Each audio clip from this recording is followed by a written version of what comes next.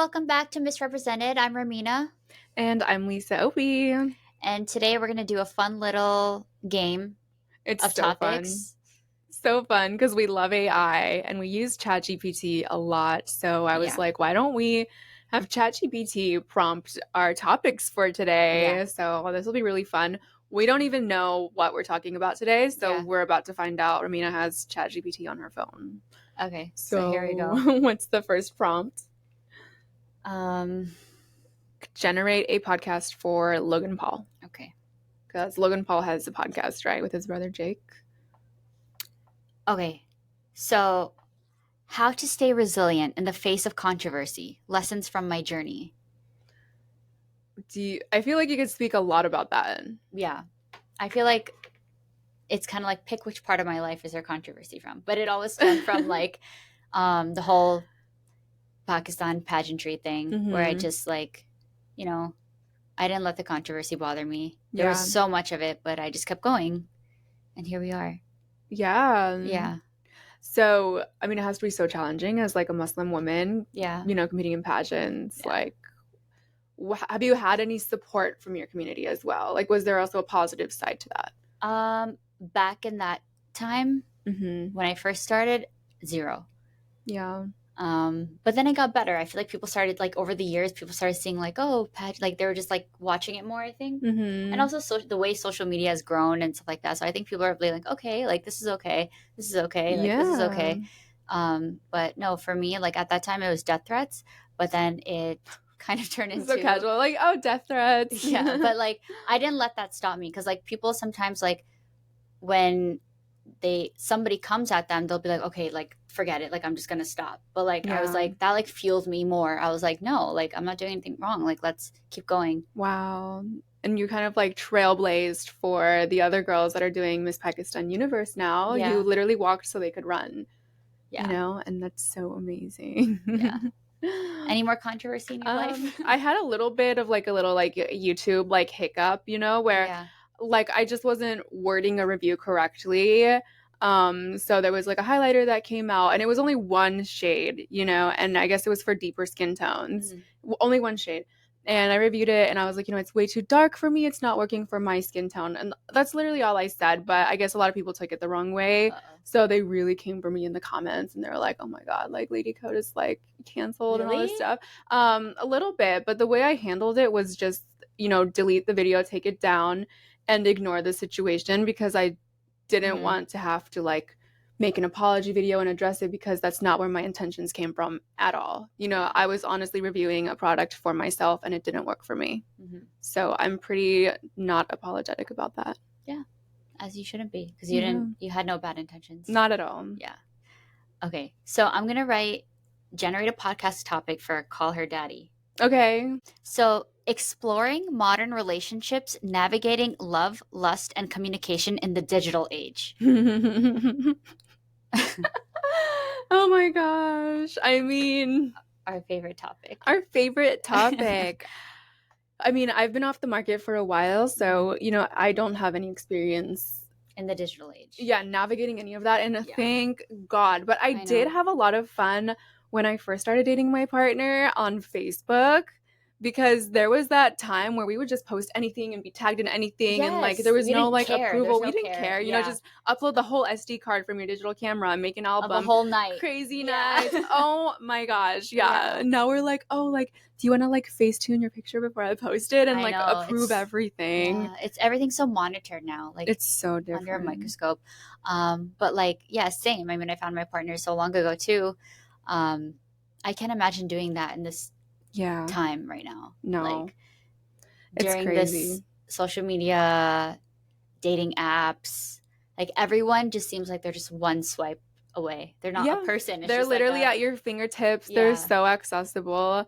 But I just feel like I had like fun being like FBI on the Facebook and like going to find on the Facebook machine. I don't know. I don't use it anymore. But back in the day when there was so much like good like information, you could like go back and like I could like find his ex-girlfriend and then like I kind of went way back through her life and like I feel like I know her life story now and like who she's married to and like she has a baby and like all this stuff. Not in a creepy way, but when you're just like like it's right here and you just one click away, and you're like, oh, she's tagged here. Okay, oh, this is her page. Oh, what did she do? And it's like addicting. Yeah. So it's fun, like gathering information in like a very innocent way, I feel like. And he knows this, so I'm not like creepy at all. Like he knows everything about me. But today it's just gone so far out of control because now you can like see people's activity. Like on Instagram for a while, you could see this person liked this person's picture, and there was a whole feed where you could just see what other people were doing. Yeah, and that was like before, and they took that away. That tore apart like households, I'm sure. Yeah, but I feel like it still does. Like just everything now, you could see everything still. I mean, everything's still very public. Yeah. To see. Something really important that I have to say about that is like because we found our people back then, we like actually talked to them, and like it wasn't like all through here. You like accept people differently. Like now it's just like everyone's so picky. It's like, oh well, she doesn't look this way, so oh, she's not like nice enough, or she's a B word, or like her name is Darlene. Nope. So it's like we got to know them at that point, but it's like then we grew together. It was so much more personal, so much more intimate, and not as superficial, because when you're on these dating apps, like the first impression is the looks, and I'm sure in person it is too, but immediately you go into a conversation, immediately you go into like a personal connection. Whereas here it's like, oh, how long should I wait to respond, because he took 10 minutes to respond, so now I need to wait at least 8 minutes to respond. It's and like it's like it's so calculated. It's a game. It's like, I don't like that. It's not real. But it's like we met these people at that time, right? But it's like people that meet now, they'll just be like, okay, I'm just gonna go back on the app and swipe again. But it's like we worked out situations with our people, you know, like you're in it for the long haul. You work through like all the bad stuff and stuff like that. But now it's like when people go through any bad, they're like, oh, I'll just replace you. Like the grass is greener on the other side, and that does not exist. I mean, I've seen modern relationships, and it's really rare to see any that pass the test of time. Because eventually, like, the way they found each other, they could be like, oh, I can find another one just like that. And I feel like that's why cheating is so common these days, is because people are so accessible. Whereas before, having an affair, it was like at work or something, and it was just so different than today. And I also feel like it's becoming a man's world because women are just giving themselves up so easily. And I feel like the tables have really turned, because when we used to go out, like it was like men would approach you and men saw the value in you. But now, like, I went out last night in Miami and I felt like I was in real life Tinder. It was like a simulation, I swear, because these guys would literally look at me and it would be like a swipe left or right with their eyes almost. It's like, do I want to like take my time to approach this girl or not? And I saw it with the other girls too, because there would be guys talking to other girls, and then like if somebody else walked by, literally their attention span is like a goldfish, and they're like, oh, hotter girl, let's like swipe on this one now and like not this one and close out of this one. Like it was really crazy. Really weird how things have changed. So like I'm grateful for, I think we both are grateful for our situation. So grateful. We're so lucky. But like everyone has their downfalls. Everyone has like problems. Everyone has stuff, but you just like have to want to work with your person and to keep growing, not to just be like, okay, well then there's somebody else that might fill this hole or fill this void or like whatever, Anyway, we could probably go on that topic forever. I know. Now I feel like that should just be like a whole episode. Yeah, it should be. Okay. So, and then another thing is like, you accept your person, for who they are, and like, it's just such important. A personal, spiritual, emotional, physical connection. And it's just so valuable. And I feel like now it's more about having this like digital connection, or like, what does he have to offer me, and like these guys and the girls, they're fabricating their Tinder pictures. Like the guy has to be on a private jet, or like, the fish thing. I don't know about that, but they have to like make this crazy impression. And that is already offering false hope. Because that guy does not own a private jet. I'm pretty sure, he got lucky one time maybe with his buddies, but now he's meeting up with these girls that are expecting that from him. So false expectations, a lot of disappointment. It's definitely like messing with society in like a really negative way. Definitely. Okay. Ready for the next one? Yes. Okay, so I feel like I'm Kylie and you're Kendall, right? So let's do like, if Kendall and Kylie started a podcast, generate a topic for that. Okay, so The Power of Family and Business, a candid conversation with Kendall and Kylie. Oh my gosh. They have such an empire. They're so lucky to have like their family that just like built everything together. It's an empire. Yeah. Yes. That's the goals. Like I want a family, so like I can't wait to have that like thing. Like I want to have, I don't know how many, I don't want that many kids, but like, but then I see it, I'm like, there's such a, like, they have each other. They have each other. Like, and I think that is like a huge thing, but I don't know if I can handle having that many kids. Like, what Kris Jenner How does Kris Jenner do it? I don't know how she did that, but I mean, you know, like family and business is so important. Like I'm sure you can speak for like you and your sisters. Yeah, I mean, I love my 2 little sisters, and they work with me a lot. So I was able to train them on hair and makeup, and also like managing a beauty team. So whenever I have like really big pageants, they'll come and they'll help out with like scheduling and like customer communications and greeting and things like that, and also like just prepping like hair and makeup, and they're so incredible at that. So I can't imagine like doing a pageant without them. Sometimes I do and it sucks. Yeah. You're like the big sis. Yeah, I love them so much. I'm so proud of them. And now they're over in Japan and like doing their own thing. Yeah, that's good. Erica got inspired to do pageants, so now she's like planting her seeds, and she even brought Lady Code Cosmetics over to Japan through her network. So I love that she's doing it and supporting me, but now I'm like really excited to see like what her legacy is going to be and what she's going to create, because I want her to be like, the Courtney to my Kim. Yeah. That's so cute. Yeah. That's what I want like for my kids to have. Like I want them to have that like really good bond with each other. And like, no, sisters are everything. And I feel like you're my sister. Like really, you're the Kendall to my Kylie, you know, and like we have our own things going too. So yeah. And like, my family used to be very like business oriented and stuff. And, my cousin owns an MMA gym now, and like, that's such a big deal. It's huge. Yeah. And I wish like, my uncle was such a big businessman. And it was just, he's the kind of person that like would have so much money, but you would have no idea. Like those are the people that like, and those are the ones that really have money because they don't have to prove anything. They don't have to prove anything. Like do you know what a Geo is? No. It's a very cheap car. He drove that just for like a Kia. Like he made it. I feel like it was making a point. Like I don't care. Like just found the worst thing ever. Like I'm driving that. Oh my god. But then got everyone else like the best of the best. Aww. But like I feel like now that I started my business, like I wish he was around to like help me out and like help us out. He'd be really proud, and like I think it's so important to have that in your family. Like I also, like I said, like I want to have that legacy to keep moving forward with my kids and like their kids, or like whatever. Wow. Yeah. I know he's so proud of you right now. Yeah. So, importance of family and business. So important. Okay. Next topic. Okay. I'm going to generate a podcast for Elon Musk. Yay. Okay. Okay. Beyond Mars. Elon Musk's vision for humanity's interstellar future. How much can we talk about that? I mean, it's quickly becoming a reality. Yeah. Like finding aliens and all this like space exploration and things like that. So it's interesting and exciting to see what he's going to do on Mars.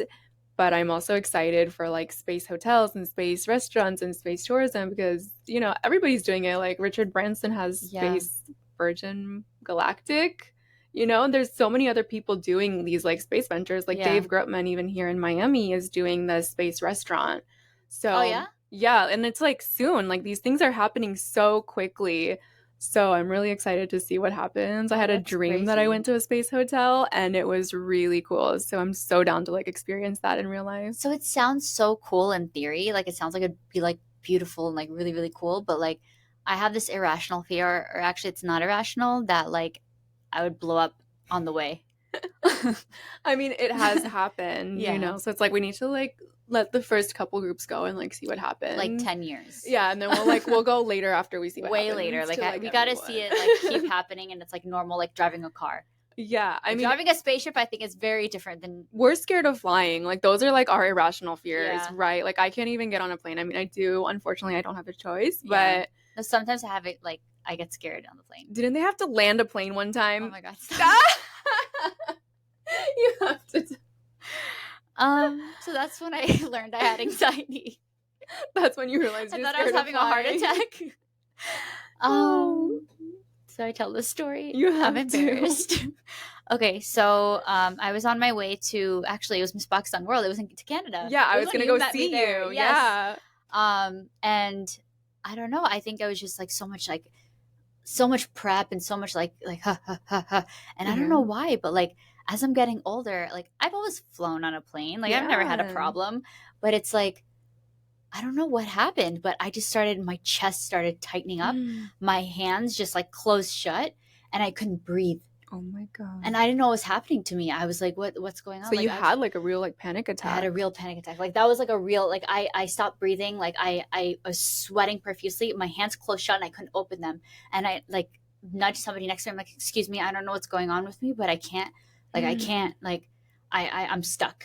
Like help me. Like I couldn't move. I was stuck. And I don't know how I said that. And I was like, can you please give me some water or something? Like, I couldn't move. Like they had to feed me water. Wait, did they go into like, is there a doctor on the board? Yeah. Did the doctor, was there a doctor on board? I think there was, I don't remember. Something nurses or something. So they had to emergency land the plane. In like Buffalo or something, right? Yeah. I don't even remember where. Rochester, Buffalo, somewhere. That's crazy. Yeah. So maybe no spaceships for you for a little while. For a long we'll while. wait. So that's when I was like, oh my God, like, do I have a heart problem? Like then I went to the cardiologist and everything, but it was just anxiety. I guess I had a fear, like an internal fear. Because for me, I'm like, I'm not scared of this. Yeah. But it's like an internal fear. Oh my like gosh. I was scared inside, on the inside. Maybe you like died in a plane crash in your past life or something. Oh my God, stop. I don't know. Because sometimes when there is turbulence, but now I know what's happening. So I know how to control it. Yeah. And I always have like, whatever with me to make sure that doesn't happen. But it starts happening sometimes when there's turbulence and stuff. And I was like, okay, breathe. Like, like control. Like you can do this. Like it's not a heart attack. You know what's happening. So now that I know what's happening, it doesn't happen anymore. But yeah, I emergency land a plane. Yay. It's like playing Never Have I Ever. Oh my God. Because they thought I was having a heart attack. Oh my gosh. Okay, so who's next? What's next? Who do you want to have a podcast topic from? Warren Buffett. Okay. Insights into investing, business, and building wealth.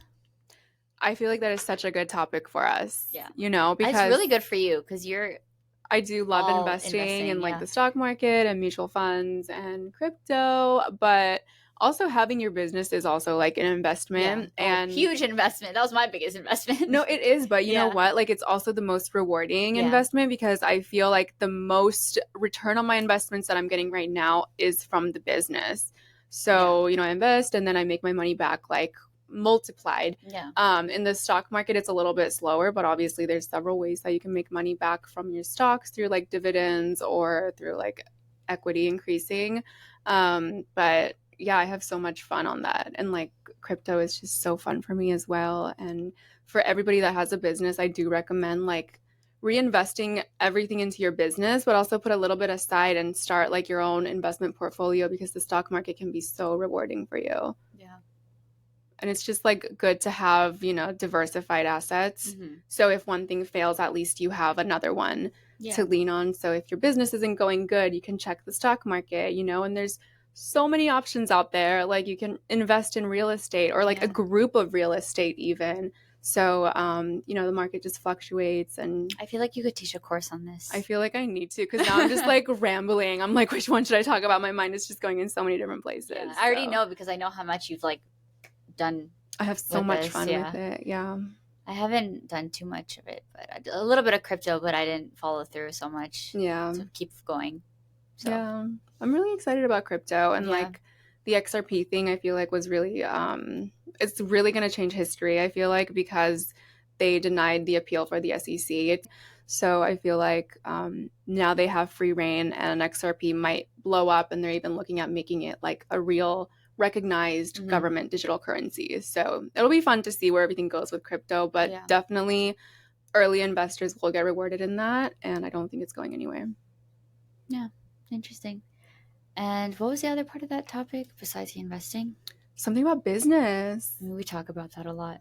I mean, business and building wealth. Building wealth. So I feel like that goes into that. Yeah, that ties into it. I feel like the only thing that I'm missing in like my portfolio, right, of assets is like real estate. And that's something that I really want to get into eventually, is like, really? Yeah, owning land, owning like commercial property, you know, just owning properties, because there's so much money there as well. But again, like if you're investing so much money and you're putting into a house and you're worried about, you know, turning the rent being paid into a mortgage payment, you're not really making that much money. So you're really counting on like your house equity increasing again to like make money. And that's only if you sell the house and the market is like up and down.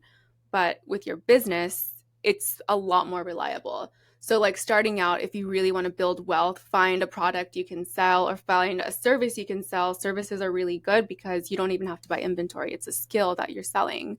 So that's a really good way to build wealth. And then once you start making really good money there, go into real estate, go into stocks, crypto, and all that fun stuff.